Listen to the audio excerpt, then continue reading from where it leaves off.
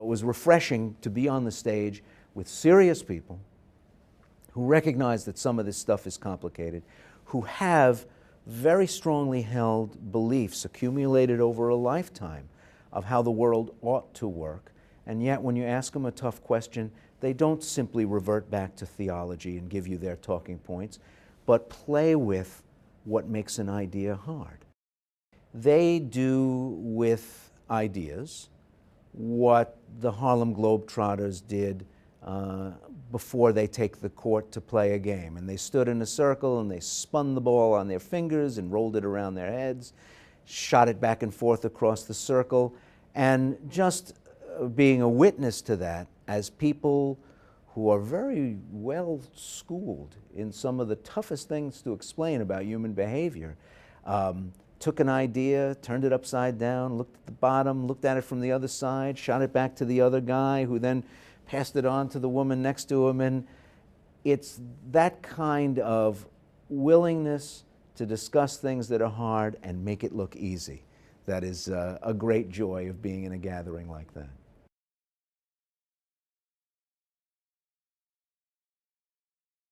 They understood that there was an appearance problem. They understood that there was a mechanics problem in getting the best results and getting the best results for the best money, the best bang for your buck.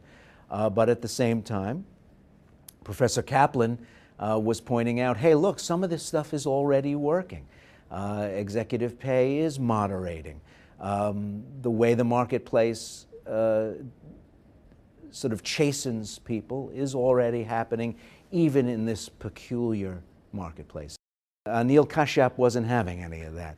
He pointed out that there were CEOs in other places in the world who were making much less money, running successful companies, and why couldn't they be hired by American enterprises to run the company if they've already shown that they know what to do? And this, he was helping me out a bit there, because I was trying to push them on how marketplace forces that have worked very efficiently in other places in the labor force haven't always done the same in the upper reaches of the corporate hierarchy. Marianne Bertrand's research is showing that people don't always make the best choices for themselves, but we still respect those choices. But she was speaking up for the possibility of providing more information, more guidance as part of a regulatory scheme, so that if people are making economic choices that are ill-advised, there might be some opportunity for them to get a breath, get some more information, get a little counseling before plunging ahead. At least you've tried at that point. And I think given everything that's gone on in the recent past with the mortgage market, that's something that ought to be listened to. One panelist said you can't ask someone who's 35 or 45 to retrain for a new way of life.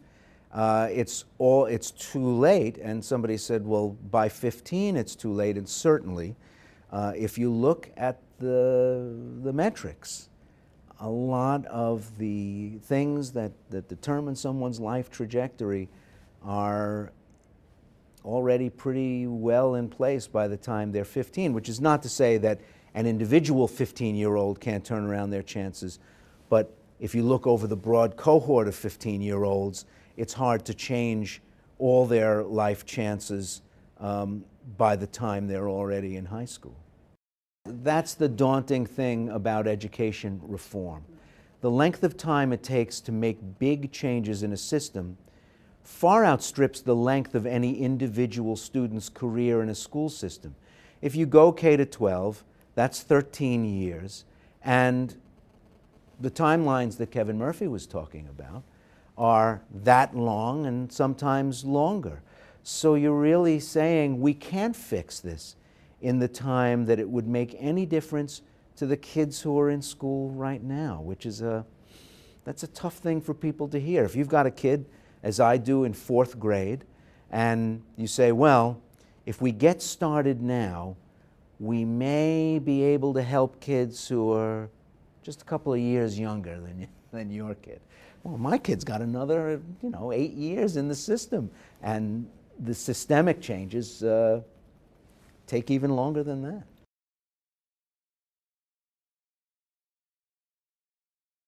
I think